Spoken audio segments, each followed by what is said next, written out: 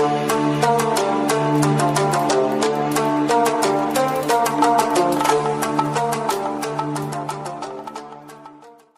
दोस्तों, आज हम इस वीडियो में बात करने वाले हैं 2 तोला मांस का मूल्य। मगध सम्राट चंद्रगुप्त ने एक बार अपनी सभा में पूछा, देश की खाद्य समस्या को सुलझाने के लिए सबसे सस्ती वस्तु क्या है। मंत्री परिषद तथा अन्य सदस्य सोच में पड़ गए। चावल, गेहूं, ज्वार, बाजरा आदि तो बहुत श्रम के बाद मिलते हैं, और वह भी तब जब प्रकृति का प्रकोप न हो। ऐसी हालत में अन्न तो सस्ता हो ही नहीं सकता। तब शिकार का शौक पालने वाले एक सामंत ने कहा, राजन, सबसे सस्ता खाद्य पदार्थ मांस है। इसे पाने में मेहनत कम लगती है। और सभी ने इस बात का समर्थन किया, लेकिन प्रधानमंत्री चाणक्य चुप थे। तब सम्राट ने उनसे पूछा, आपका इस बारे में क्या मत है। चाणक्य ने कहा, मैं अपने विचार कल आपके समक्ष रखूंगा। रात होने पर प्रधानमंत्री उस सामंत के महल पहुँचे। सामंत ने द्वार खोला। इतनी रात गए प्रधानमंत्री को देखकर घबरा गया। प्रधानमंत्री ने कहा, शाम को महाराज एकाएक बीमार पड़ गए हैं, और वैद्यराज ने कहा है कि किसी बड़े आदमी के हृदय का 2 तोला मांस मिल जाए तो राजा के प्राण बच सकते हैं। इसीलिए मैं आपके पास आपके हृदय का सिर्फ 2 तोला मांस लेने आया हूँ। इसके लिए आप 1 लाख स्वर्ण मुद्राएं ले ले। यह सुनते ही सामंत के चेहरे का रंग उड़ गया।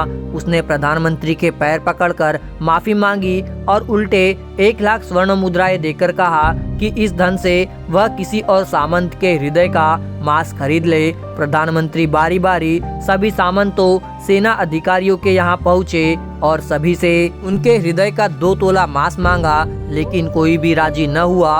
उल्टे सभी ने अपने बचाव के लिए प्रधानमंत्री को 1 लाख, 2 लाख, 5 लाख तक स्वर्ण मुद्राएं दी। इस प्रकार करीब 2 करोड़ स्वर्ण मुद्राओं का संग्रह कर प्रधानमंत्री सवेरा होने से पहले वापस अपने महल पहुँचे, और समय पर राज्यसभा में प्रधानमंत्री ने राजा के समक्ष 2 करोड़ स्वर्ण मुद्राएं रख दी।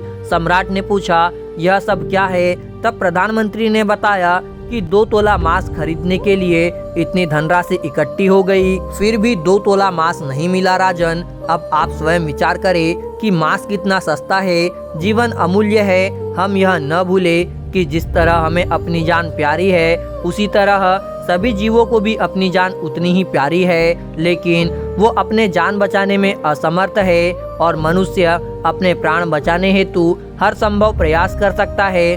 बोलकर, रीझकर, डराकर, रिश्वत देकर आदि। पशु न तो बोल सकते हैं, न ही अपनी व्यथा बता सकते हैं, तो क्या बस इसी कारण उनसे जीने का अधिकार छीन लिया जाए। शुद्ध आहार, शाकाहार, मानव आहार, शाकाहार, मनुष्य की सेहत बनाने के लिए बहुत सारे फल, सब्जियां, खाद्य पदार्थ भगवान ने पहले ही बनाकर धरती पर भेज दिए, लेकिन इंसान अपनी जीभ के स्वाद के लिए जीवों की हत्या कर उनका मांस खाने से भी नहीं घबराता। सब जीवों की रक्षा कीजिए। सबको जीवन जीने का अधिकार है। जरा सोचिए, अगर हमारे बच्चे को या हमारे परिवार में किसी सदस्य को कोई खरोच भी आ जाती है तो तिलमिला उठते हैं, हम परेशान हो जाते हैं। ठीक इसी प्रकार दूसरे जीवों के साथ भी होता है। उनका भी अपना एक परिवार है। किसी को उसके परिवार से अलग मत कीजिए। अगर हम शुद्ध भोजन खाते हैं तो हमारे अंदर एक अलग ही तरह की सकारात्मक ऊर्जा का वास होता है।